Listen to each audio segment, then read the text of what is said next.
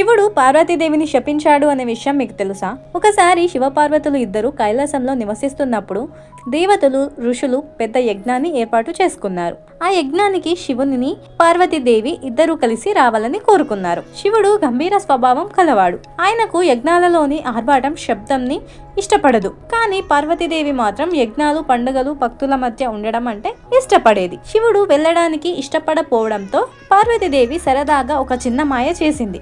శివుడు ధ్యానంలో ఉండగా ఆయన పరమ తపస్సు ఎంత గొప్పదో పరీక్షించాలనే ఉద్దేశంతో ఒక వానర రూపాన్ని ధరించింది.